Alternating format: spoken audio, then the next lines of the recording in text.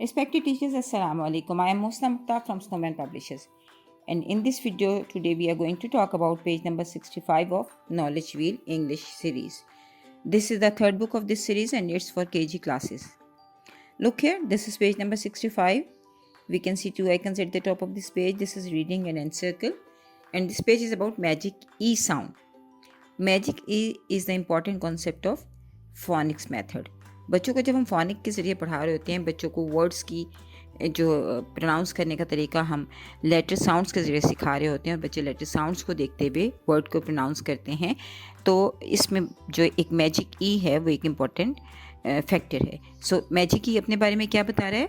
Hello, my name is magic E, I wave my wand and you will see the vowel before me has to change, made the vowel say its name. Magic E जो है, बच्चों को क्योंकि fantasy word पसंद होती है और बच्चे मैजिक को वर्ड पसंद करते हैं, इसलिए एक कह लीजिए कि इम्पॉर्टेंट थोड़े से मुश्किल कॉन्सेप्ट को बताने के लिए एक मैजिक ई का कॉन्सेप्ट दिया गया है. अच्छा, बच्चों को इस तरह से बताइए जैसे कि डिक्टेशन वर्ड्स हैं: bake, make, late, ape, globe, skate, space, gate, kite, hate, rope and cube. आप देखें क्योंकि उसने कहा है कि may be vowel say its name, so BAKE, when there is magic E at the end of this, so bake. When there is a magic E, so made, laid, same as cube, rope.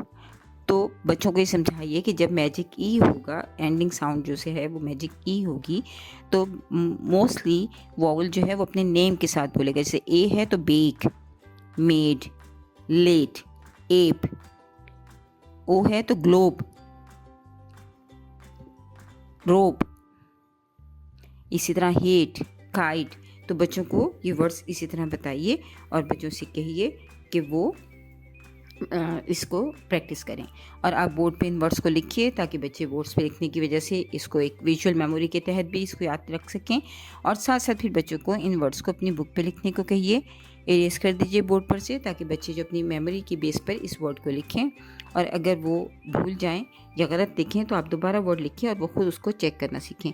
हम ये activity करते हुए आ रहे हैं क्योंकि हमें बच्चों की ऑब्जर्वेशन पावर, बच्चों की मेमोरी स्किल्स, बच्चों की रिव्यू स्किल्स, यानी जो एक कह लें कि अपने काम को एडिट करने का, खुद से रिव्यू करने का अपने काम को जो एक स्किल है वो हमें डेवलप करनी है. अब नीचे जो एक्सरसाइज दी गई है रीइंफोर्समेंट के लिए वो है search the words kite, rope, gate, cube, late and ape. तो बच्चों से कहिए कि वो देखें, सबसे पहले ढूंढने कि काइट कहाँ है और काइट को एनसर्कल कर दें. उसके बाद रोप, फिर गेट, फिर क्यूब और लेट और एप. इस तरह से बच्चे जो हैं वो एक क्योंकि स्पेलिंग्स की मदद से वो इसको एनसर्कल करेंगे तो बच्चों को स्पेलिंग लर्निंग में भी हेल्पफुल होगा. तो इस तरह हम पेज नंबर 65 को मुकम्मल करेंगे.